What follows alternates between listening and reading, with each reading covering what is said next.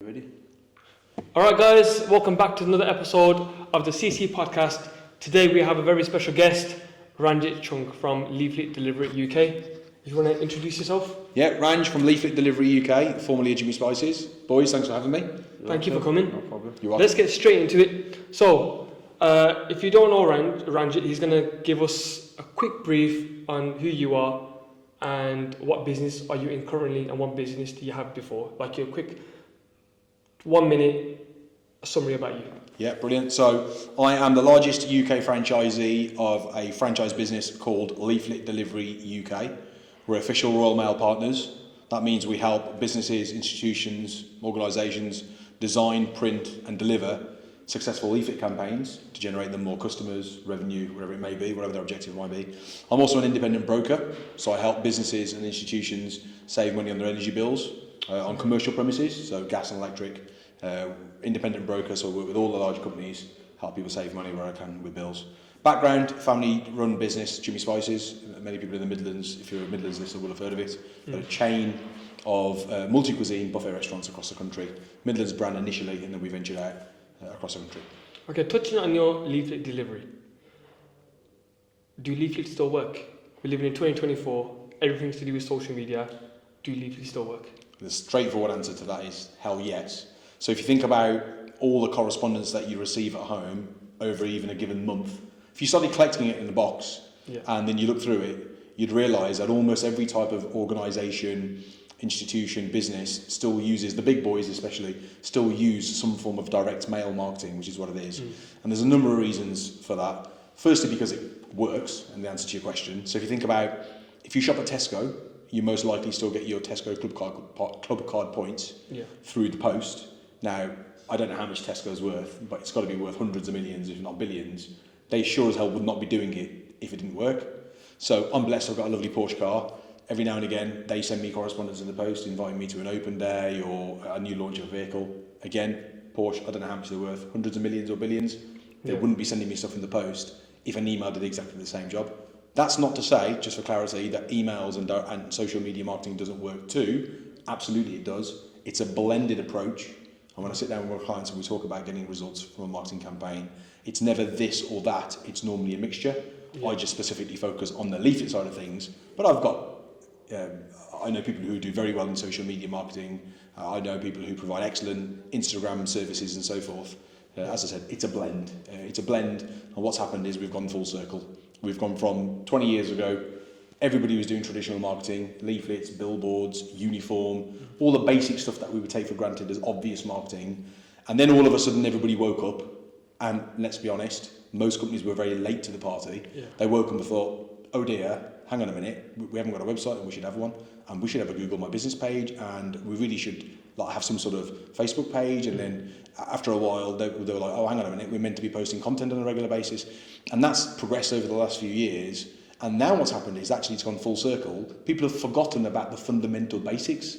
Wearing a t-shirt when you go out to sea, such as right now, with a logo on it. You know, a car, you've seen my car, it's a glorified billboard. Yeah, it's got the whole... It still gets me, it got me inquiring the other day. From your car? Absolutely. I was at a I was at a business meeting at the Village Hotel in Walsall. I was there for an hour and a half. As I was walking out, my phone rang, business line. 30 seconds into the conversation, the gentleman said, are you at the Village Hotel in Walsall? I said, yeah, how do you know that? He was like, I've got your number off your car. Have you got 5 minutes? Can we have a chat now? Next thing you know, I'm going to have an hour-long consultation with 3 lads who were there organising their marketing strategy to grow their manufacturing HR recruitment consultancy firm. That's a mouthful. And, you know, so people have gone from traditional to ultra-modern, and they've almost like forgotten about the traditional side of things. And if you use them all hand in hand, you know, if you do a direct mail campaign and you haven't got a website, it will probably won't do as well as if you have got a website. If you've got a website, but that's the only time anyone's ever seen you on the internet, but it's probably not going to work as well as being known in the marketplace in the first place through leaflets and billboards and all the other things. So they work with one another. Yeah, that was a question I asked just for the people. I know it works because we're your clients. Well, just to give you yes, absolutely you are, and we've got you some inquiries from the right at the beginning of your mailing, and hopefully more to come. So people will hold on to leaflets for weeks and months, and that's not me just saying it because I'm a leaflet guy. It's a fact. Yeah. These things happen. I can give you an example. I had a random resident who lives in Finchfield who rang me the other day. Lovely lady. She probably got my number from one of the leaflets. She rang me. I got all excited. Inbound inquiry. Everybody loves an inbound inquiry. Picked up the phone and she said, just to be clear, I don't want to buy any leaflets. I live down the road. I received your leaflet packs. They're wonderful. I'm looking to get a car charging point in my home, an electric car charging point. And there was a leaflet in the pack a couple of months ago and it caught my attention, but I didn't keep it and I should have done. And can I have the person's number? And I gave her the number, but she still remembered it from 2 months ago. Yeah. When I went to see Carver's for one of their renewal meetings. Carver's one of the biggest builders. In fact, I think they are the biggest builders merchants in Wolverhampton. Yeah. Reputable household brand here in Wolverhampton. I went to see them, and their marketing manager told me that one of the first leaflets we ever did for them 2.5 years ago didn't have an expiry on there. It was like a £20 voucher, and they had an elderly lady come in a few months ago with this voucher, and they asked her. They said, "Where did you get this voucher from?" I mean, it's like nearly 2 years old. And she was like, well, it's been on my fridge for 2 years. I knew I wanted to buy something from Carver's at some point, but I just didn't need anything at the time. So, I mean, what does that mean? That means Carver's has been promoting themselves to this lady. I don't know how many times a day you go to your fridge, but as you can see, I go to my fridge quite a lot. Like, you're literally staring at Carver's 7 times a day, every day, because people hold on to things. Yeah. What you can't hold on to is a social media post. That's true. You can take a picture of it on your phone. Yeah, but you need Well, I suspect if we go through your phone right now, and we go through my phone and any of the listeners' phones, if you guys are like me, you probably take screenshots of things that you want to refer back to. It becomes a bit like a digital to-do list. Yeah. How much of it you actually go back and do? Don't. Like, I've literally got hundreds and hundreds and hundreds of screenshots on my phone, and almost none of it will get actioned. Yeah. Whereas if it's a piece of paper with notes on it, or like something that's come through the post, or a bill, or whatever it may be, like it's going to like physically lie on your desk until you do something about it. Like, it's intrusive. It's an intrusive form of marketing. If something comes through your door, like, whether you're interested or not, you've got to do something with it. You've got to pick it up, even if it's just to put it in the bin. Yeah. And those people who say, I don't read leaflets. So that means that you pick things up that come through your door, you bend over, you pick something up from the floor, you walk, like most people's bins are several metres away from their front door, you walk to the bin and you don't even glance at what it is. They definitely do. I do. They definitely do. I look at every letter that comes through, I look at it. 2 second rule. Yeah. If it's something you're interested in, a product or service for 2 seconds, you may pay attention to it for another 10, 15 seconds. And that's why we design leaflets, as you guys know, with a 2 second rule minimum. Is everybody interested in all leaflets? Hell no. Not everybody's interested in all forms of anything. Yeah. You know, when you doom scroll on Facebook, and we all do it, right, when we're meant to be sleeping at night, and it's 10 o'clock and we should probably go to bed and we're a bit tired, and we'll go, just pop on social media for a minute or two. Get my dopamine hit. The next thing you know, it's like 2 o'clock in the morning. Like, how many sponsored ads and how many people's businesses have you scrolled past in those in that 1 or 2 hours that you've doom scrolled? Like, quite literally thousands and thousands of them. How many of them do you stop and read? Only a tiny fraction. Yeah. It's no different to any other form of marketing. Does everybody read every social media post? No. Does everybody read every single leaflet? No. A marketeer's job, for them to do the best possible work they can for you, and again, it doesn't matter whether you're the Facebook agency or the leaflet guy, is to try and qualify and disqualify people within those 2 seconds when they see your advert, wherever it may be, and to show them within those 2 split seconds whether it's something they may or may not be interested in. I'm going to stop there because I'm waffling. No, it's good. It's good. It shows that, like, your confidence is something that's kind of rubbed off of us as well. Like, there's one thing that stuck in my head once the day you came in here, and you said on your leaflets you put your face on there. I do put my face on my leaflets. I do. And that level of confidence, and you was like, have that confidence, put your face on there, like, and ever since then we've started our own little podcast. Yeah, started our podcast. We just amazing. Point our face out there. So just a point on that. So I read all sorts of stuff all over the place. So I can't tell you where some of this stuff comes from. I just don't remember. Yeah. But I remember reading an article somewhere, and they said that in the olden days, people would put their names on things because it was a way to show the world, to show the marketplace how proud they were. Mm-hmm. Ford is a person's name. Yeah. Mr. Kipling is a person's name. Yeah. Right. Mercedes is a person's name. Ferrari is a person's name. Yeah. There are so many brands that we don't even think about it anymore because, I mean, they've been around forever. And we associate, when I say the word Ferrari, you don't think about a person called Ferrari. You don't even think about an Italian guy walking around in a Ferrari. You think about the car Ferrari, right? But the point is that people have been putting their names on things since the beginning of time as a way to demonstrate that they're proud of what they do. And if you're a business owner and you're not proud of your product and service, and you're not willing to put your name on it or your face on it, and you feel shy about the product and service that you provide, I would be concerned, because then you've got to ask yourself, well, why is it that you're shy about the product and service that you provide? Why do you not feel comfortable shooting it from the rooftops? Is there a moral reason? Do you think that you're ripping people off? Is your product and service not good? Do you not follow through on your promises to your customers? There has to be a reason why you would shy away in the shadows. I get some people are introverts, I understand that. Like, you know, not everyone's as extroverted as I am. I do appreciate that. But ultimately, if you're a business owner, like, you can't afford to be shy. Like, you never sell anything. It's true. Like, we like to pretend we're not in sales, but like we are, right? Everybody's in sales, right? If you're selling a product or service or offering a product or service, you're in sales, right? And you can't be shy in sales. It just doesn't work. You know, business ownership is not for the faint-hearted, and you know, you've got to have thick skin. You've got to put yourself out there. Me personally, I didn't like speaking to people. It's like when I have to speak to someone new, it's like, but now it's like when someone comes in, I need to speak to you. It's like, and I want your custom, I want you to come, and I want to benefit your kid. If I'm there like, You just said it there, I want to benefit your kid. So you can't benefit your kid. Of course you want to be paid because you've got bills to pay, right? We all want to be paid. But you do what you do because you're passionate about benefiting, helping children. You can't help them. You can only help children if you can get them through the door and get them to try your services and pay for your services, else you can't help them. Therefore, for you to do the best possible work that you can do for your community and the children that you want to help, you've got to make sure you sell the hell out of it. Because the more you sell, the more children you help. It's just straightforward as that, right? And the better we do is the parents will sell for us if we're good at it. Exactly. So it's like, it's a win-win situation. Most of the viewers might be thinking, listeners might be thinking, from restaurant to Leaflets, how the hell does that happen?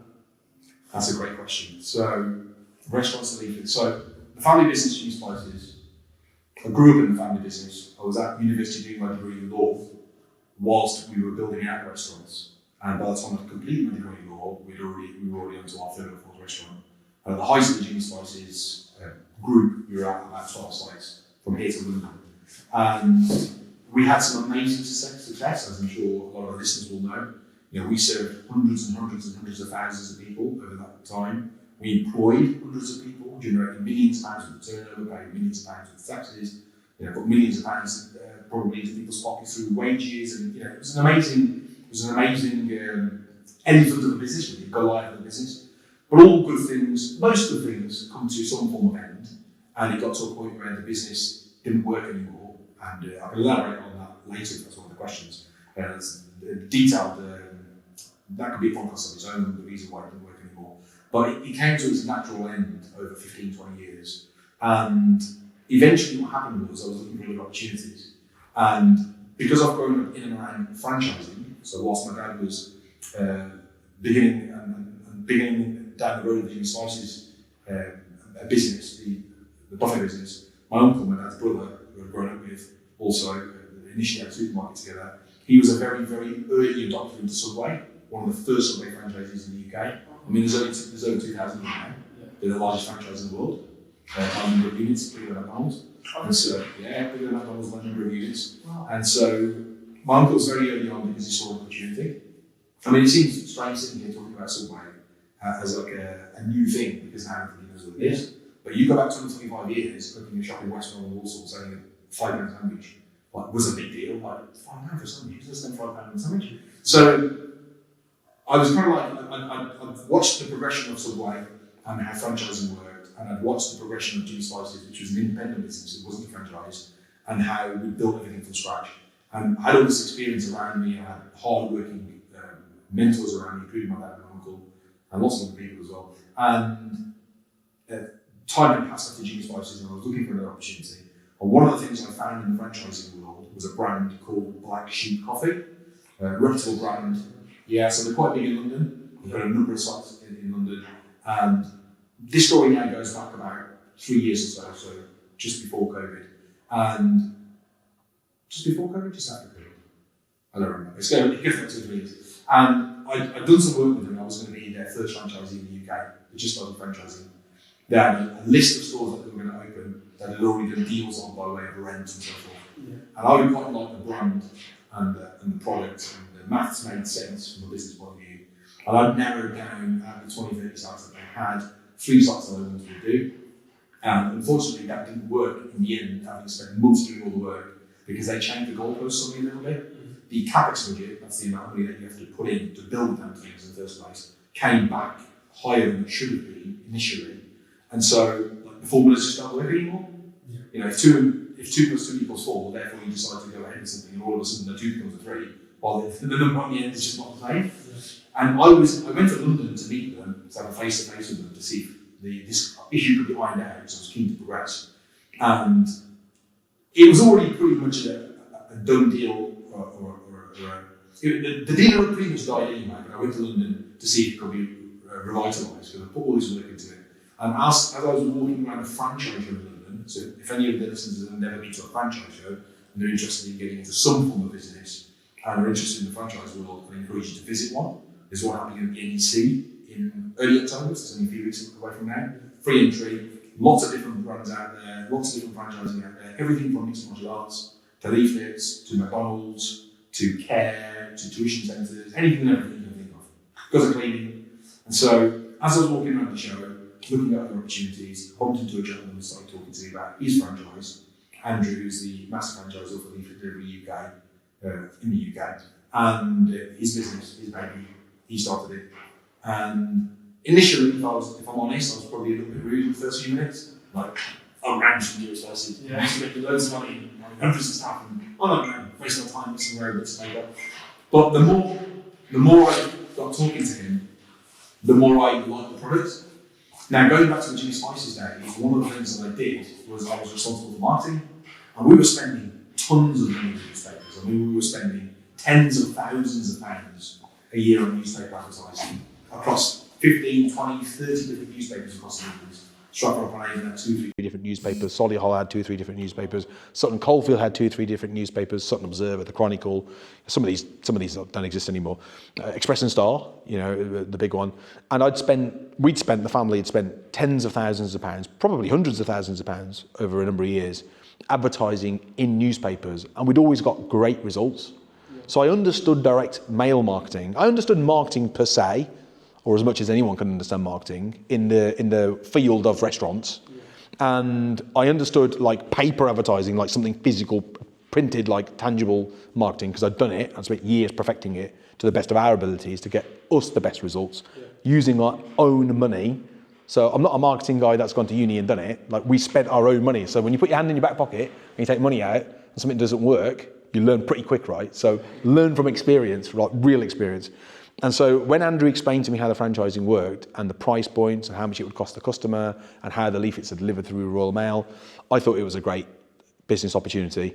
And what I was really looking for was something that had the potential to give me a high return, that's a posh way of saying making lots of money, and with a relatively low risk, which is a posh way of saying you don't go broke, or you're not going to get like a few months in and think, oh my God, I've destroyed my life because I spent all my hard-earned money and I'm never going to be able to do anything ever again. So, you know, low risk from a financial point of view and a time point of view, and the possibility of high returns.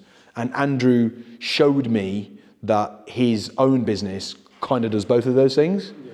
Now, the rest is history, and as with any type of business, just because one person can do it, whether it be Andrew or the metaphorical, the man, that person can do it, doesn't mean you can do it.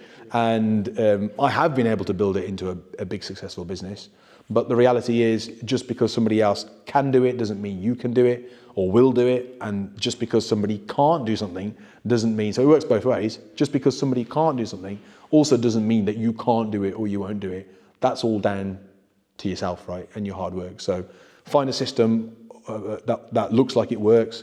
Find a business that you're passionate about. Find a service that you're interested in. You know, look at the skills that you've got. So like, I've got a degree in law, so I can't go into like pharmaceutical engineering because I haven't got the relevant qualifications, right? So you have to be realistic about the skills that you have, although you can go out and learn more skills. And then after that, it's down to hard work. You put your graft in and double down on your hard work and make the most of the opportunity that you've got. So when someone says, For example, so you went to Andrew. Well, Andrew actually came to me. I was walking around the franchise show. Yeah, well, I was walking around the franchise show looking for opportunities, and Andrew stopped me, which is his job, right? Yeah. He's there to sell franchises. Yeah. That's what franchisors do at a franchise show. Didn't you think to yourself, I can do this by myself? Did I think I can do it by myself? And then change the name, Leaflet Drops UK, because you made it a great success. Yes. Didn't you think then, I could do this by myself? It's only printing. You just get a partnership with Romeo, and you're basically done. So didn't you? Could you do that now? Okay, so that's a great question. I could, and lots of franchisees out there with all different types of franchises can, in theory, do that. There's normally lots of good reasons why you buy a franchise in the first place, and that's not just because they teach you how to do something in the first instance. That's certainly part of it, but a good franchise should have a lot more than that. So, for example, Andrew gives me ongoing support. So if I mess up on something and I make a mistake, right, that happens, right? I'm human, right? We all make mistakes. I can ring Andrew and he can help me fix it because he's got 21 years of experience, right? Which I haven't got. So he's made every mistake that I'm probably going to make 10 times over, and he's fixed it 10 times over. So there's that mentorship there, which is worth its weight in gold. You know, again, I don't know where I got the quote from, some book or article somewhere, but a great mentor is worth, what, hundreds of thousands of pounds to you, in theory? You know, it's worth their weight in gold. So from that instance, from that respect, my relationship with Andrew, we've become brilliant friends, like really, really good friends, like best of friends. And I mean, obviously, I don't think we'd be friends anymore if I ran off and started my own thing. But the answer to your question is not, the answer to your question is that A, he's a great mentor. B, he's got tons of experience that I can rely on. He's got economies of scale, which you get from a franchise or being part of a group, right? So not just franchising, there's other types of groups like affiliate programs and there's the consortiums and all sorts of different ways that you can be part of a collective. Yeah, you can leave the collective, but you've got to weigh up the pros and cons. And often the pros are not as good as the cons, right? You think they are short term, but when you actually sit down and really think about it, right? You're looking for a quick win. Oh, well, I can make an extra 50 quid here if I do this, or I can save £1,000 if I do that. But then they have repercussions. Everything in life has pros and cons. Very rarely is something clear cut. This is definitely better than this, right? And so we've got massive buying power. We've got brand reputation. I've got colleagues. I've got other franchisees that I'm in a WhatsApp group with. We share ideas with one another. Right? It'd be pretty lonely doing it on your own, right? And again, back to making mistakes. Everyone makes mistakes. Sometimes you get people to look over your work and get ideas on things. Like if I design a leaflet, I think it's wicked because it's mine. I designed it. I sat with my client and spent 3 hours talking about their business. I like to think I'm a clever bloke. I sat and designed it. I think it's amazing. But like that's market research of one person, me, maybe two if you include the client. So if I could put it in the WhatsApp group and have 10 other franchisees look at it and a couple of them go, I don't really understand the title. That's pretty useful to know before you start printing the damn thing. Or, oh, I don't like that picture. Like you've got 3 pictures there and all of them have got the same colour background. Wouldn't it be better if you have a picture that like has got maybe like a blue in it because it'll, you know, there's any little thing that I may have missed. I've got a team of people around me, and they're a massive part of my business. Like, you know, that support and that advice and that mentorship and that friendship. Business is tough, as I said earlier. So having friendships around you, both not just from Andrew but the other franchisees, worth its weight in gold. Gets lonely, it does get lonely. Business is tough. Long hours. You're making sacrifices. Often not spending as much time with your friends and family that you want to, missing out on lads' holidays or, you know, whatever it may be because you're focusing on your business. Growth is hard and growth is painful. So having other people around you that have got, so again, I don't know where it comes from. I'm sure lots of books have said this and lots of different people have said this, but you become the sum total of the 5 people that you hang around with. Oh, yeah. Yeah, so one of the beauties of having a group or a consortium or a franchise or, you know, whatever it may be, like the other franchisees are going through the same pain points I'm going through. If I have a crap day, we can talk about the same things at the end of the day and they get it, right? So that then makes it a little bit easier. So when, for example, we hopefully will become a franchise soon, franchise company. So if you was going to buy one of our franchises, what 3 questions would you ask us? Or to do any business, what 3 questions are your go-to questions to ask someone if this business is going to be successful or not? Okay, so I'm going to, rather than giving you very specific direct questions, I'm going to give you 3 broad questions, because lots of questions can arise from these 3, but the vast majority of them will typically fall into these 3. How much does it cost? Or what's the risk involved, right? So it's how much is the franchise fee? Do I need to get a premises? How much is the rent going to be? How long am I signing up for? How much of my time is it going to take? Those are all cost issues, aren't they? They're all cost questions. What's it going to cost me in time, effort, money, commitment, right? Costing questions. How much can I make? Everybody wants to know how much they can make, right? So, because you're going to weigh up the cost versus how much you're going to make, right? And then thirdly, do you want to do it? Right? So you can find a business that's got low cost, or a cost that's perceived to you as being very reasonable, and you could find a business, the same business could potentially have the opportunity to make loads of money.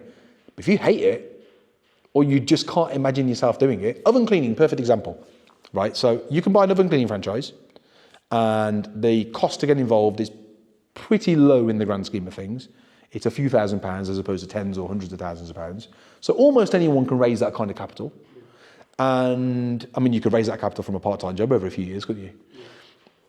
Almost anyone can raise the capital, and you can make 60, 70, 80 grand a year. You work for yourself, right? And that's working relatively sensible hours. So depending on your definition of sensible, right? 8 o'clock in the morning, you're done by about 4:30, you work six days a week, you can have your holidays and so forth, right? That's a pretty good income, right? That's like 2.5 times the national average. Yeah? Great opportunity. Now, if you go to any oven cleaning franchise, what you'll probably find is there are territories all over the UK that are available. And the reason why they're available is because they're not easy. It's not an easy franchise to sell. Why is it not an easy franchise to sell when the costs are pretty low and the opportunities are so high? Youngsters don't want to do it. Youngsters don't want to do it. And most oven cleaning, from my experience, from my limited experience, in seeing the people that have bought oven cleaning franchises, or even the independents, they typically seem to be like 50 plus, right? So, and some of them do it because they've had a career and they've retired and they want to do it as a side hustle. You know, it's better than, it's a top up to their pension, and they can choose their hours. They don't have to make the 70 grand a year. If they make 20, 30 grand a year and they work part-time, they're over the moon, right? That's good money for working part-time. But the point is, tons of opportunity out there, but clearly the vast majority of youngsters just don't want to do it. Why? Looks like bloody hard work, right? Like cleaning an oven's not easy, requires a bit of elbow grease, you got to get on your hands and knees, and it doesn't look particularly posh either. So like, you know, if you've grown up with all your friends around you and you're a like cool kid, and then all of a sudden you buy an oven cleaning franchise, all of a sudden like you're not a cool kid anymore, right? So you're an oven cleaner, right? Which is the wrong mentality to have, and we could talk about that. That's a different story. But the reality is that, you know, going back to that third point, if you can't imagine yourself doing it long term, or at least medium term for a few years, you know, you haven't got at least some sort of passion for it, or some sort of skill that you can connect to that product of that business, then it's not a great start. So mixed martial arts, right? I find mixed martial arts relatively fascinating. Am I passionate enough to teach it? No. So I would probably disregard it without even looking at the other 2 points, not because it isn't a fantastic opportunity. I'm sure it is for the right person, just not for me because it's not my thing. Okay. Just like marketing was my thing because I had the experience. Yeah, because obviously newspaper stuff, you already kind of knew what to do. That's where you got into leaflet stuff. Correct. And when you're a good marketeer, you spend a lot of time with business owners talking about their business. And I like business. I'm a business person first, marketeer second. So I learn a lot about business. I like being around other business owners. Yeah, it makes sense. So talking about, you started Leaflet Delivery UK when? I started Leaflet Delivery UK I celebrated it's a franchise, obviously, as I said, I'm the franchisee. So Leaflet Delivery UK has been operating for 21, 22 years, the franchise. And I celebrated my 2-year anniversary about a week ago. Was it? Yes. Well, congratulations. Thank you very much. Thank you. From when you first started, obviously you were making no money because you first started. I was sorry? So when you first started the franchise, yep. You obviously started making no money. You had to build it up. Oh, I started with like 0 customers, like literally 0 customers. So in the first year. And sorry, just not only did I start with 0 customers, I'd never designed a leaflet before in my life. Although I had some experience about sitting with a designer and designing, like telling them where I wanted my stuff on my ad for the newspaper. So I had some experience, but I never actually sat and designed a leaflet, right? Everything was.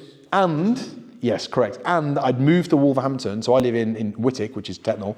Yeah. I'd moved to Wolverhampton about a couple of years prior to that, so a couple of years before COVID, from Sutton Coldfield, because I lived near my Sutton Coldfield Jimmy Spice's restaurant. So not only was it a franchise that I knew very little about, and in an industry which is different to food and beverage, because food and beverage is a bricks and mortar business, right? You've got a physical building. It doesn't matter whether you make loads of money or you don't make much money. You get some customers. You open the door and people walk in, right? Here, no one walks in. You could be sitting there for a year or 100 years, and unless you pick up the phone and ring people or go and see customers, right, there is no natural progression into your business.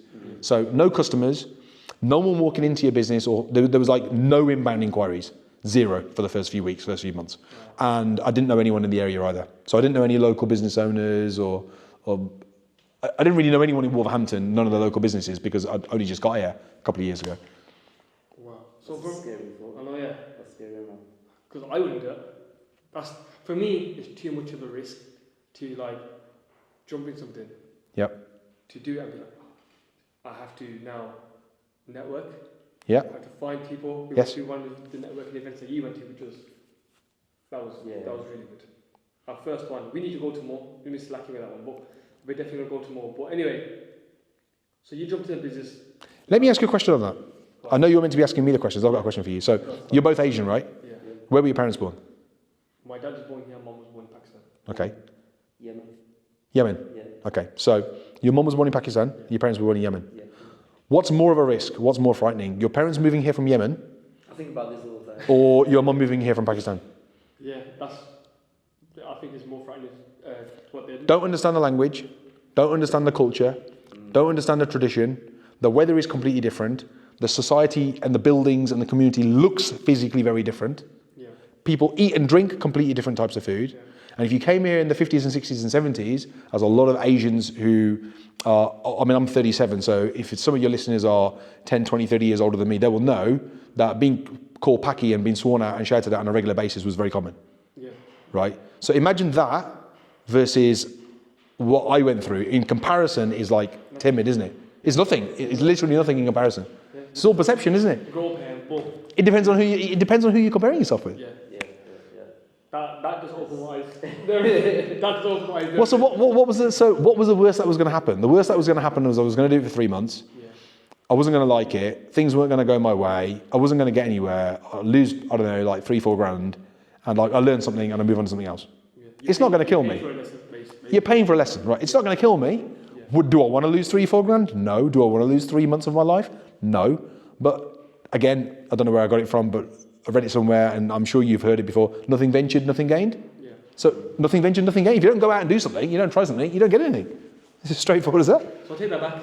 I would do it. You would do it because you called me and I would tell you to do it. Yeah, that's exactly. So from when you first started, which was nothing, in the first year, how much did the business make? The business made, Not the whole Leaflet Delivery UK, you personally. yeah, so in year one, we made over £100,000. Wow. So much so that we changed the business model. So the franchise initially was, the way Andrew described it to me, it was a franchise that was very low risk, very low cost, and it was geared towards people who were very, very happy making 20, 30, 40,000 pounds a year. Because if you've only spent 4,000 or 5,000 pounds on a franchise and you can pick your own hours and be your own boss and you can make 20, 30, 40,000 pounds, that's not bad, right? It's not bad at all. That's pretty good, right? And those are the people he was trying to attract. Then he bumped into Ranj, right? And I think the first question I asked him, once I'd stopped being rude, was, can I make 200 grand a year? And he must have looked at me like I was an alien, right? Because he's like standing at a franchise show, looking at people, trying to find people. He's selling a franchise which is very inexpensive in comparison to almost every other franchise. I don't like to use the word cheap because it sounds like I'm devaluing what we do, but it's a cheap franchise, right? It's a cheap franchise to buy compared to everything else. And here's this like young lad who's come over, comes across a bit pompous, and what he wants to know is, can I make 200 grand a year, right?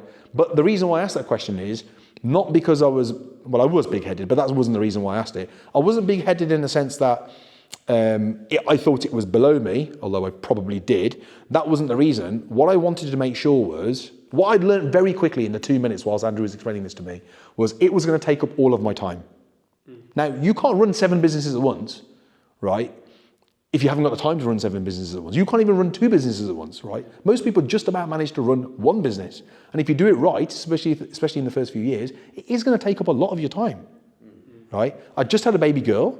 So I was like, this is going to take up all of my time, which means I'm not going to be looking at Black Sheep or any other franchise or trying to go out and do other things at the same time. So it needs to be able to be scalable. Because if I work really, really hard and get this business to making 30, 40, 50, 60,000 pounds a year after a year of hard work, that's the same as getting a job. Yeah. Like I just left Mecca Bingo. I wasn't an area manager. I was a general manager for Mecca Bingo, and I'd moved around and run a few of their sites over about an 18-month period. I was on the best part of £50,000 a year there, probably due a pay rise because we were all due a pay rise because of inflation and so forth. So why would I then buy a franchise, which I've got to work really, really hard for, get it to a point where I can make £40,000, £50,000 a year, and then I'm stuck? Yeah. Where do you go from there? And I'm a big believer in, like most things in life, you're either moving forward or you're moving backwards. Like not many things in your life do you stay still. Think about your health. You're either getting fitter or you're getting less fit. Like recently I've put weight on because I've allowed myself to I've allowed my health to slip and not go to the gym as much and not eat healthy because I've been focusing on other things. I'm aware of that. That was an intentional choice.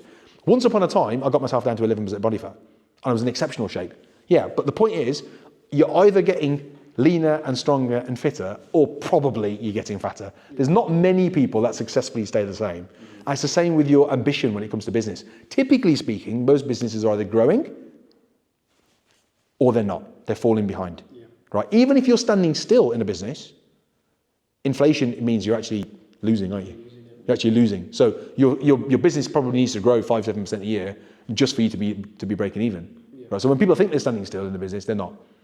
They're actually losing. Sorry, what was the question? I've digressed so much, I don't remember. The question was, no, it was just if you, from earning nothing. Sorry, yeah, so we got to the end of year 1, so I set this ridiculous, crazy target of, Andrew said to me that it's possible to make £200,000 a year, although admittedly no franchisees ever come anywhere near that kind of figure. But that being said, the kind of franchisees he'd taken on before, that wasn't their intention, that wasn't their goal, that wasn't their ambition. Yeah. You know, they were quite comfortable and very happy working less hours and having a more quality life and earning much less than that. But I went into it thinking, first, is it possible? If so, I'll have a go at it. And again, if it doesn't work, it's only a few grand, 3 months in, if it's not working for me, or if something better comes along, I can cut my losses and walk. So we've actually changed the business model. So after I completed my first year, I think I'd only just completed it, all our franchising material now says earn £100,000 a year in the first year. So what was Andrew's reaction when he saw it? Like, well, 100 grand? I don't think he ever thought that. Well, going back to that lad who was boisterous and asked him that silly question, Andrew had built a massive business, making really good money. And it had taken him 20 years. And he was very honest about that. Yeah. He said, it's doable. I can prove it's doable because you can see my business. I'm doing it. But admittedly, it's taken me 20 years. And what I said to Andrew is, if you can do it in 20, I can do it in 2. With your help. Yeah. Right? And so, just moving off on a tangent for a moment to goal setting. So I think it's an Elon Musk saying, if you work out what you want to achieve in your life over the next 5 years, and then ask yourself how you can do it in 2, and put a plan in place accordingly, you'll fail probably. You won't achieve 5 years worth of growth in 2 years, but you'll be a hell of a lot closer than you ever were going to be than if you set yourself out a 5-year goal plan in the first place. Because it forces you to think outside the box, and it forces you to work really, really hard if you want it enough, right? And so I worked really, really long hours. I still work really long hours, right? I love what I do. I'm passionate about it. I'm a big believer in growth, and I've seen failure as well. I use the word failure loosely because we had 20 years of success at Jimmy Spice's, but I've seen what happens when things go bad, and it's painful. It's psychologically painful, it's emotionally painful, it's financially painful. Once you've gone through that, right, you show me someone that's failed at something, and they'll probably be a better business owner than someone who's only ever had success. Yeah. Because those people who have only ever had success haven't learnt as much. You learn a lot more out of failure than you do out of success. So we've now changed the business model, and all our marketing says earn £100,000 in the first year. And when we go to franchise shows, it's normally, we exhibit as a team, and Andrew has me do quite a bit of the talking to people, because I'm quite passionate, as you know. And I've kind of become a little bit like the poster child of the brand now. Yeah. And people ask me, is that a real stat? And it is. And I tell them the truth. It's my stat. And then people ask me, yeah, but how many hours do you work? And again, we're very honest and open about it. Every hour God sends. Right? Every hour God sends. Right? And that's what got me to £100,000. That doesn't mean you have to work as hard as me. Yeah. Right? And that doesn't mean you have to earn £100,000. I worked 70, 80 hours a week for that first year because I wanted to work 70, 80 hours a week because that goal was really important to me. Mm-hmm. Right? If you don't want to work 70, 80 hours a week and you want to earn 50, 60,000 pounds a year, that's fine. It's still a fantastic franchise because the entire franchise is only £5,000 or £10,000. Yeah. So that's still a fantastic franchise. But is it achievable? Is it possible? Yes, it is, because I did it. And then people say to me at the franchise show, but yeah, but you're unique. You're special. Not everyone can do what you can do. Well, I'm sorry, but that's on you. Yeah. Right? Like, I've got 2 arms, I've got 2 legs. Yes, I've got a wealth of experience from a previous life, but lots of people have got experience from previous lives, right? Yes, I've got lots of wonderful people around me to nurture me and to help me. But you know what? One of the biggest supporters in my journey in the last 2 years with the franchise has been Andrew, the franchisor. Yeah. He's available to every franchisee that buys a franchise. Yeah. So what you make of it then is your choice. Like, you know, there's nothing unique about me. If you decide to doom scroll for 3 hours every night rather than reading books on sales, that's on you. If you decide to start your working day at 9:30 instead of 8:30, that's on you. Yeah. Right? That's entirely your choice. But yeah, year 1, £100,000. And year 2? Don't know, because I crossed year 2 about a week ago and the accountant hasn't finished the accounts. But I suspect it will be more, significantly more. I can't give you a figure because I haven't done the accounts yet. Smashed it. So on part 2, he's going to come back. Part 2, I'm going to come back. Part 2, and you're going to let us know that figure. Part 2. We're going to, because obviously it's been 45 minutes already, closing up to the hour. We're going to give you some quick fire questions. Okay. We're going to try answer it, if you can, with either, if there's a question with one word, with one, so for example, if I say, what's your favourite car, you say Ferrari. Okay. And if it's a why, you have to contribute as short as a sentence. I'm not sure I'm great at quick fire questions, but I'll give it a go. We're gonna try. Got it. So, what was your very first job, and what did you learn from it? I worked in the supermarket that my uncle and my dad owned, my family owned. What did I learn from it? Working hard. Yeah. And customer service. Okay. Because it's a supermarket, so. Yeah, you have to speak to people. You have to speak to people. What's the best piece of advice you've ever experienced? You've ever received? Sorry. Everything's your own responsibility. So you take responsibility for everything in your life, whether it's the state of your marriage, how healthy or unhealthy you are, how good or bad your business is, it's on you. And if you don't like it, change it. Bang on.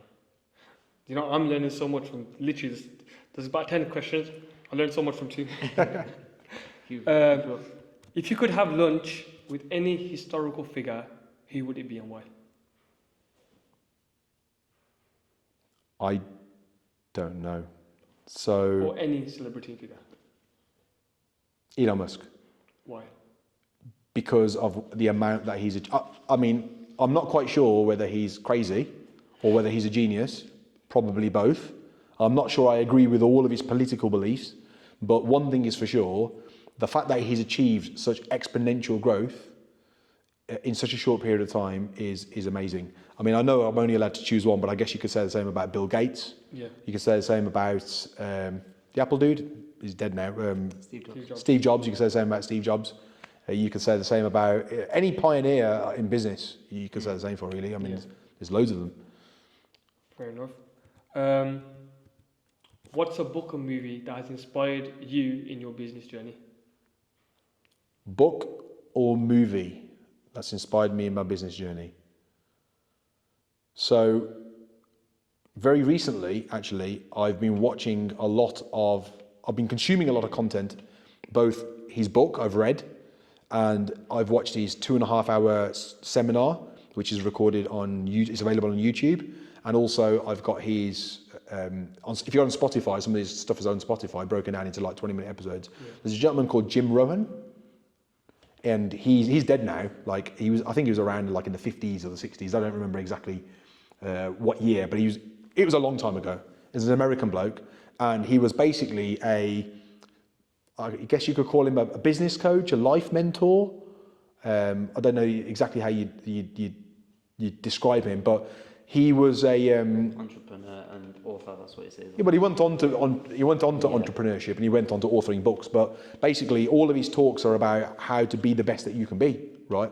With your life, with your business, you know. And some of the stuff I said earlier comes from him. And yeah, if any of the listeners haven't listened to Jim Rohn before, right? He's got books. You should read them. If nothing else, sit and watch the 2.5 hour talk that he did that's been recorded. It's available on YouTube. It's like from the 50s and 60s, so it's pretty old school. Yeah. But it's all plain English, really straightforward, really simple, no complicated jargon, but it's deep and it's meaningful and it's very, very powerful. Don't watch the whole lot in one go. Watch it in half an hour stints and think about what he says and the advice that he gives you, right? But it's very, very inspirational because it empowers people. You know, some of his fundamental principles are really just like work hard and get on with it and you know, be the best that you can be, and you know you can do better, so do better. Yeah. But the way that he puts it is amazing. Send me the link if you got it. Yeah. Do you know the most famous life coach in the world at the moment is it Tony Robbins or Tony Robinson? I don't know how you pronounce his name. With the black hair. Big American dude, like full of energy. Yeah. So he's a billionaire, and he's like the life coach of like Oprah Winfrey and some of the like, you know, presidents and so forth. Yeah. His mentor was this guy. Oh, was it? Yeah. So if you think he's big, and he is big, he's a billionaire. He learned a lot of his stuff from him. Wow, and he's the most. I've only recently learned that. I didn't know that. I've been a fan of Jim Rohn for a while. Yeah. I've been a fan of Tony Robinson for a while. I've only just recently learned that was his mentor. That's man. So obviously. Yeah, exactly. It's definitely good. Yeah. What's one habit you believe has contributed most to your success? Outwork the competition. That's one of the habits that's helped you. You can't, if you just outwork, you have to work smart as well. Yeah. But if you just outwork the competition, right? So intelligence is about doing the right thing at speed. Anyone can do things slowly. Yeah. Anyone can build a business over 1 million years. But I don't want to build a business over 1 million years. I want to build a business in a matter of months, you know, and then work on it for years and years and years and years. So if you work really hard and you put the hours in, you put the graft in, you take educated gambles and educated risks, and just get on with it and knuckle down. You know, if you think you're going to build a business in 30, 40 hours a week and make loads of money, like, sorry to be the bearer of the bad news, it's probably not going to happen. Yeah.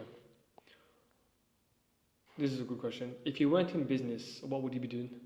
I'll be a politician. Would you actually? Yes. So that came out quicker than my.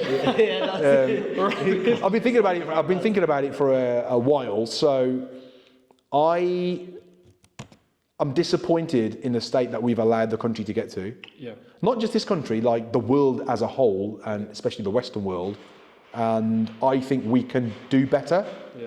And I think we can be better. And I think that we can build better societies, cleaner societies, societies where people live better lives, we're healthier, we're happier, and we're just not.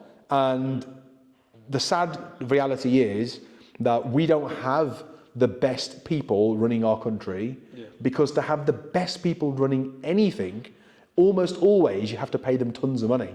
Yeah. So we complain about MPs earning 80 grand a year, right? Or 90 grand a year. We complain that they get a pay rise. And I get it. So if you're on 25, 30,000 pound a year and you're struggling to make ends meet, and you find out an MP, you know, he's on 80, 90,000 pound a year and he can go to lunch and have a nice meal and put it through expenses and it's a 60 quid lunch, you know, and you're trying to survive off beans and toast. I can understand that would make you feel angry. But at the same time, like, we pay footballers millions of pounds a year and they kick a ball around for entertainment. Yeah. We pay boxers millions of pounds a year and they punch each other in the face for entertainment, right? So if you want the brightest people running the society, so we've got the strongest country so we don't get invaded. We've got the cleanest country so that we're not consuming poison in our air and consuming poison in our water. And we want a society where people are happy, right? You need people that are like cutting edge scientists, cutting edge business owners, cutting edge, you know, philosophical people running the country, and we don't attract them. And we don't attract them because we don't want to pay for them. It's true. So if I wasn't a business owner and I didn't care about making money, and I do like money because I like nice things, I'm not going to pretend I don't, because I do, right? I would be a politician. And the reason why I'm not a politician is because there's not enough money in it. That's the truth, which is sad, because I've kind of like Like, I'm part of the problem, right? Just like everybody else. But at least I'm honest about it. I'm going to ask you a question because you're on politics anyway. What do you think what's going on in Gaza? Do you agree with it or do you disagree with That's a very deep question. So, and a very complicated question. I like history, and I have a pretty good understanding of the history of the region. I think it's a very, very difficult position that it's just a mess, right? It's just a cluster F, right? It's a complete mess. Clearly, what the Israelis are doing now is above and beyond self-defense, right? There is no one that can continue to sit here today and say the Israelis are still, the actions that they're taking every day are purely based on self-defense. They're not, right? They're just not. And it's, you know, I understand that acknowledging that the Israelis have a right to self-determination and a right to defend themselves, I can understand. And we could have a very long debate about whether the Israelis should even be there in the first place, and who put them there, and how other people got displaced. I mean, we could talk for hours and hours and hours on the subject. But they're there now, and they're not going to leave, right? And they're filthy rich, and they're super powerful, so no one's going to make them leave, right? Yeah. But the point is that over the last few years, the UN have said repeatedly that the Israelis are breaking international law by pushing their boundaries out, right? So it doesn't matter whether you're on the side of the Palestinians or the Israelis. That's a matter of fact.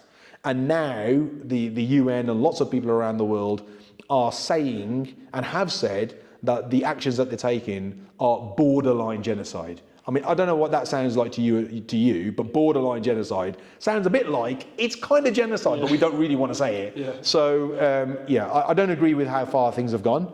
There clearly needs to be a peace process. Yeah. A two-state solution is probably the only logical outcome that will ever work there, because the Palestinians aren't going to leave. Yeah. If they were going to leave, they would have left already, right? Let's be honest. They've been squashed into a corner and abused and attacked, and they live pretty modest lives, and they're still there. And they still don't want to leave. And the Israelis aren't going to leave because they're armed to the teeth and it's their promised land and they've been there for, 50 years, 80 years now. So neither of them are going to leave. So the only two ways it can end is one party absolutely just annihilates the other party and just kills everybody. And it looks on the face of it that the Israelis are having a pretty good go at it, if we allow them to continue getting away with it. Or they find a way to coexist. How that's going to happen, I really don't know. Yeah. A lot of people don't understand this, or they don't want to understand it, is most issues, whether it's climate change, whether it's taxation on grammar schools, whether it's the welfare state, whether it's about the people coming over on the boats, whether it's about foreign policy and what we should do about Israel and the Gaza situation, most situations, as with life, are complicated and they require a lot of work and often very complicated solutions. And those solutions sometimes have to change as well and move. And have to bear into consideration people's feelings and opinions and emotions, because we're all human beings, we're not robots, right? And most people, you know, and I'm sure I'm just as guilty as everybody else, want simple answers to solutions. Yeah. But there's often not simple answers to solutions. There's often the solution is very, very complicated. Yeah. And unfortunately, in 2024, most of us don't have the patience for complicated, right? If it takes more than like 5 minutes to work out a solution, like we're bored of it already. Yes. Fair enough. Last 5 questions. Describe your business in 3 words. Successful leaflet drops. I like. Yes. Marketing right there. Marketing right there. What's your favourite way to unwind after a busy day? Watch a really, really good movie. What's your favourite ever movie? Braveheart. Braveheart, yeah. I like Braveheart. I haven't seen it. You told me to watch it. When I mean really good movie, like I don't like watching mediocre movies. It irritates me. Yeah. Like I want to watch works of art, things that make me. Some people watch TV just to be entertained and kind of like switch off a little bit. Yeah. And I want to switch off as well, but I want to watch good movies. I can't like if it's on IMDb and it's like less than 7 or 8 out of 10. Like I'm probably not gonna watch it. Yeah. You're the type of person that pays attention to detail. Yeah. So like it irritates me if I'm watching a really, really good movie and someone's sitting with me. Right, and they're playing on their phone. That irritates me because I'm just like, well, you're either watching the movie or you're not, right? Yeah. Someone spent like millions of pounds making this movie, and it's obviously a work of art because it's been around for 15 years and it's got like Rotten Tomatoes, got like 600,000 people who reviewed it. So apparently, it's an amazing movie, right? Yeah. So like, pay attention. Someone's crafted every word that comes out of those people's mouths for a reason, right? So if you're kind of like playing on Instagram whilst you're watching the movie, you're probably missing the detail, right? So certain people are coming into my head right now. Let's move on to the next question. that irritates me. Certain people. What's a local spot you recommend everyone should visit? The Wrekin. So Mentioning that, we're going on 30. oh yeah, you are. Yes, yeah. That's not actually why I said it. It just came to mind. So there's a bunch of places I could recommend that are lovely around here. You know, West Wolverhampton is a lovely area. The Midlands is a lovely area. But I like the Wrekin specifically. I've not been for a little while actually. It's been on my mind. I like the Wrekin because it's only down the road. Yeah. It's like 15 minutes in the car, and not that I'm condoning speeding. But if you've got a nice car, it's a nice motorway to get you there. And when you finally get there, it's a lovely walk. It's not overly strenuous. It's a beautiful view from the top. You can be there and back in a couple of hours. That's a nice couple of hours, isn't it? Mm-hmm. Right? And spending a little bit of time in nature is really good for stress hormone and getting like clearer mind and, you know, all those wonderful things, fresh air. Watched it. Well, yeah. But when they're watching it, we've already been there. We're going this Saturday. Okay, right, yeah. We're going this Saturday, yeah. So yeah, we're going to be posting a video about our whole trip there as well. Excellent. Well, good luck to all of you, and enjoy it. Thank you. And the last question: what is your biggest challenge you faced? The biggest challenge I faced is the biggest challenge I faced was an emotional challenge, I guess. That after Jimmy Spice's closed, I felt very lost for quite a period of time, and it took a massive psychological toll. And it scared me a lot, and it stopped me from taking. So if I look backwards, I wasted a lot of time, months on end, months and months on end, where I really should have gone out there and got myself stuck into something. And that's a mistake, because ultimately those months aren't going to come back. And what happened was, because we took such a big hit, and it happened quite suddenly, we didn't see it coming. When you've been Ranj from Jimmy Spice's for 20 years or 15 years since you were a kid, right? Everybody kind of knows you as Ranj from Jimmy Spice's. Yeah. It becomes part of your identity. So if you do mixed martial arts for 20, 30 years, and all of a sudden one day someone says to you, from tomorrow you can't do mixed martial arts, you feel like a part of you has died. Yeah, like, I know that's like a really like deep way of explaining it, but that honestly was how I felt, and to some extent still do, you know. But obviously moving on and growing in other parts of my life and now having a successful business has really helped. It's got me back on the horse. So I'm opening a bricks and mortar business, a chicken shop. It sounds better than it came out, but it's a posh chicken shop in Stafford in a few months from now. Not because I really have to open that business from a financial point of view, but because I want to get over some of that lingering fear that I've still got. Wow. Right, so I'm taking a big financial jump and taking on a massive project that I don't really need to do, other than the fact that I need to get over this fear, because I'm only 37 years old. Yeah. I can't be scared for the rest of my life. Yeah, that's true. That's going to stop opportunities. It's going to stop me taking on opportunities that I should take on. Yeah. And I've already lost opportunities that I've lost because I wasn't the person So Ranj from Jimmy Spice's, super successful, full of energy, never been touched with failure ever for like 15 years. And then all of a sudden, bang, right, it just hit you in the face. And so it was very, very painful.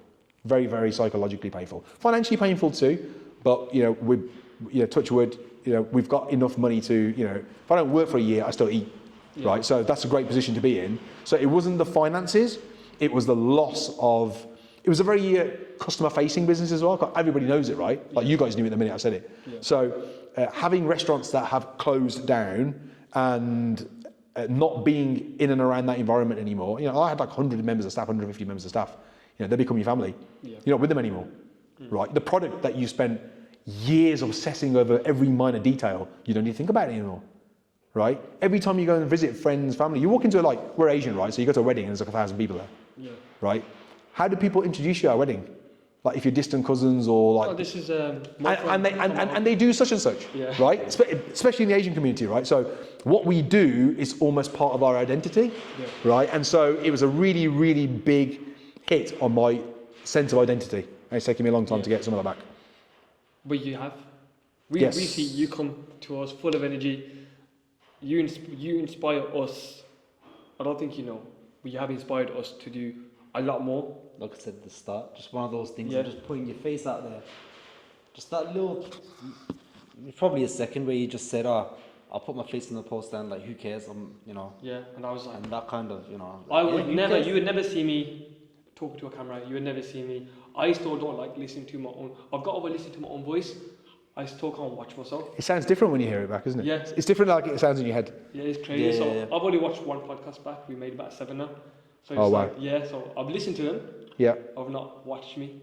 Yeah. But Well, I'm pleased to hear that I've like, rubbed off on you guys and Yeah. I've been a positive And influence. you- That's really yeah, nice to hear. you're not just a leaflet guy to us. You invited us to the networking events. You give us opportunities. You give us discounts. Or you call us first, guys.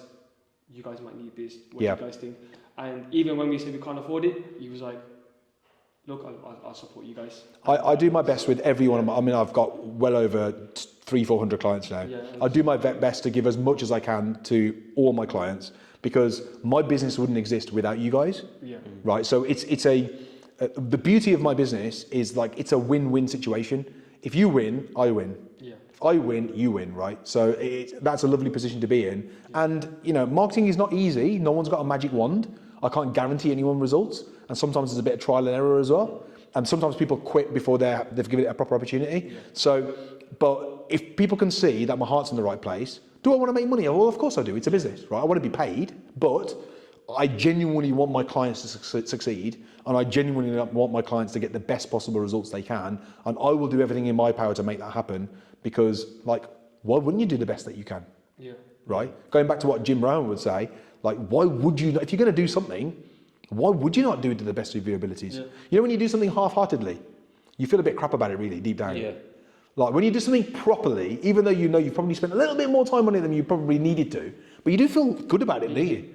Yeah. Right? So, like, if you sit down and, like, if you're going to write a letter to someone, right, you could do it in like 3-4 minutes, right? But if you spend another 15 minutes and you write it out the second and third time because you want your handwriting to be neat, and then when you write their address on the front of the envelope, you make sure it's neat and tidy, and you put the stamp nicely rather than bent, right? They're all little things. Yeah. But it makes you feel good because it's like making your bed in the morning. Yeah. Like, you must have watched that speech on YouTube, right? Making your bed the first thing in the morning gives you a sense of satisfaction because you feel like you've achieved something first thing in the morning. You look at your bed for that split second and you go, my bed looks nice. Yeah. When you get your car washed, you look at your car looks nice. Yeah. Right? All those little things, they add up and they give you motivation. My mum's watching. She's probably thinking this kid doesn't do his best. And going back to failure, we've all experienced that. And going back to fear, Yeah. most people have got that, right? Regardless of whether you've had a hit or not. What I've learned is that you have to put yourself in a position of pain to grow. And the best way to do that is to start small. So what I really wanted to do after Jimmy Spices was go and spend £1 million and open a buffet restaurant. That's what I really wanted to do. I was super passionate about it. I'm still passionate about it today. But if it doesn't work, guess what? £1 million. Like, I am in deep poo-poo. Deep poo-poo, right? So where the franchise business came in, going back to what we spoke about earlier, the risks to me, and everyone's risk profile is different. Yeah. So £5,000 to me to start a business is tiny risk. To you, it could be an enormous risk. And I respect that. It's different for everyone. But find a business or a thing that you want to do. If you're scared of something, if you're scared of heights, right? Well, don't go to the highest building in the world. Start with a small building, right? If you're scared of running, but you want to run, start with a small jog. If you're scared about opening a business, start with a small business where you might not make a great deal, but you haven't got a great deal to lose either. And then you can scale from there. And that's what I'm doing with the chicken shop. So if the chicken shop goes well, and I don't start crying in the corner, it doesn't all go... Is it a chicken? Is it a butcher? No, it's a fast food business. It's a fast food business, right? So a bit like KFC, but better. So if that goes well, then that will then get me back into... Once upon a time, I was an operator, a lean, mean killing machine of an operator, right? I was someone that could fix any problem operation. If a till broke down, don't worry, I can fix it. If the ceiling caves in, don't worry, I can fix it, or I can find the people who can fix it. I could hire, I could fire, I could motivate myself, I could look at a P&L account. I can still do all of those things, I think, but thinking and doing is not the same thing. Yeah. We'll think we can do something. I'm sorry, thinking doesn't mean anything until you do it. And any skill that you've got, if you don't utilize it, guess what happens to it? You'll die away. You lose it. You lose it. Again, another Jim Rohn saying, anything that you've got in your life, whether it's feelings for your wife, whether it's your health, whether it's a good set of hair, if you don't look after those things, they go. They have to be nurtured. So I'm putting myself again in a position of pain. The loss here will be significantly greater than the £5 if it doesn't work. I've done my maths. I think it's an educated gamble, because that's what it is. It's a gamble when you go into business, right? If that works, then I'll probably try something much bigger. It's a stepping stone. Amazing. Hopefully that That's goes well. Yeah. Hopefully it goes well. Thank We're you. going to come down, try that. You will, because I'll be doing a friends and family launch. So for a day or so, maybe even a couple of days, one of the ways that we train the staff, the team, is that rather than opening to the public and the food's a little bit cold and it's taken a little bit longer to come out, the first experience that you have of a new product and service often is it's initial impression, isn't it? Yeah. So you can't afford to get the initial impression wrong in a restaurant or any type of business really. Yeah. So the way that we do that is we trial it with people that don't mind if the food's a little bit cold or a little bit late. So we'll do a friends and family. We'll invite 50, 60, 100 people down, including some of my clients that I get on with well. Yeah. Free, you come and eat and drink. You go through the customer journey, so you walk in, you order at the till. You don't pay anything, but you sit and chat to us and you tell us what it's about. And a team get an opportunity to practice frying, serving on the till, opening the door, cleaning the tables. Because I can do a seminar and spend 3 hours teaching them on a YouTube video. This is how you fry chicken. A green chopping board is for vegetables. But watching the video and doing it, two different things. Yeah. Amazing. That's a great way to... October, you'll be coming. October. Happening quick. That's not long away. Happening quick. 2 months. As I said earlier, it's all about speed. Yeah, you do something, get on with it. Don't think about it, just do it. Don't do it. No, you do think about it. Once you've thought about it, definitely think about it. I'll be very clear about that. Do think about it. Yeah. Do all your due diligence, right? You're never going to have... Something else I learned. So, often my friends and family tell me I overanalyze something. And the problem with overanalyzing something is that you can talk yourself into or out of anything. Yeah. And if you're in a bit of a state of mind where you're a little bit scared, which is kind of where I've been for a number of years, what happens is inevitably you talk yourself out of... Like somebody could be sending liquid gold and you look at it long enough and you'll go, yeah, but how am I going to store it, right? So you can talk yourself out of it. So what I've learned is, so I don't know where I read it, you will only ever get about 80% of the information that you require to make a really great decision on anything. So get the 80%, think about it logically, weigh up the pros and cons, write it down on a piece of paper, look at it, do the maths. After that, if you think it's worth doing, get on with it and do it. After that, it's in the hands of the gods. Yeah. And the hard work that you put into it. There's an element of risk and luck in everything that you do. Yeah. Once you've got your 80%, you've done your due diligence, there's no point crying about it afterwards. If the thing falls apart, will I be disappointed? Of course I will. Will I be worried and upset and angry? Yes, I will be. That's human. That's natural. But it won't damage me for years or even months because I know that that's a possibility. Yeah. And I also know that being damaged for months and months and months and sitting around licking my wounds forever is not going to be productive for me. So what I'll do is, well, first and foremost, if things aren't working the way I hope they're going to work, is I'm going to work my ass off to make them work. If that doesn't work and things completely implode, I've learned a valuable lesson and I'll try and get into the next project as fast as humanly possible. Keeping the ball rolling. You've got to keep the ball rolling. Choosing not to do nothing is a choice. Yeah, it is. It's like more fighting. If he doesn't put 100% effort in fighting and he loses, he's going to be pissed. Yeah. If he tries his hardest and then loses, I'm annoyed, but at least I tried my hardest. You can say I tried my very, very best. Yeah. I gave it my all. Yeah. So, again, I'm not advocating everything he says, and I'm not saying he's a good guy or a bad guy. But one of the videos that Andrew Tate says, right? One of the videos is he says that people say if you try your hardest, you can succeed. He says, and that's true. But here's a caveat. Hardly ever do we actually try our hardest. If you actually tried your hardest, you'd very rarely fail at anything. Yeah. Amazing. Well, Ranjit, thank you very much. Thank you for having me. We've learned a lot, and I'm 100% sure that the listeners and the viewers learned a lot as well. So we all want to thank you for coming down. Thank you for having me. With your wisdom and your knowledge. Can I say one last thing? Of course you can. If anyone's interested in considering a leaflet campaign, design, print and deliver successful leaflet campaigns to get more customers into your business, get more exposure for your business, give us a call. I'm sure the boys can share my number with you. And no obligation. If it's not a good fit, it's not a good fit. I'll tell you it's not a good fit. If I can help you, I'd love to have you as a potential client. Obviously, any information we'll make sure we put it at the end of the video. It'll be in the description as well.